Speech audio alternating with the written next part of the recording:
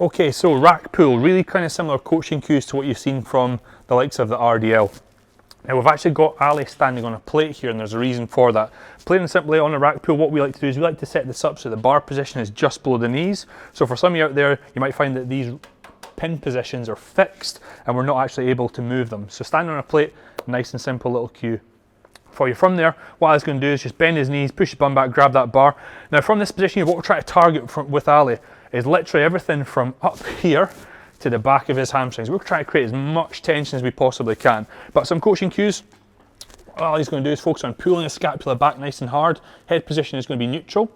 Abs on nice and tight. Tension throughout those hamstrings. Clamp those glutes and drive him through the floor. Now from there, all he's going to do is think about pulling the bar upward, driving his hips forward. When you go.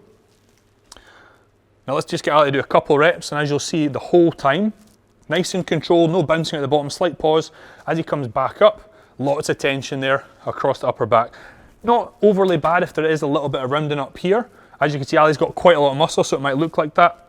But as long as we are nice and tight in this lower back area and we're getting as much tension as we can through those glutes, at the same time as he's doing it, he's going to focus on driving everything from his heel, not his midfoot. If it was his midfoot to his toes, he's going to find his quads are going to start to work. So there you have rack pulls.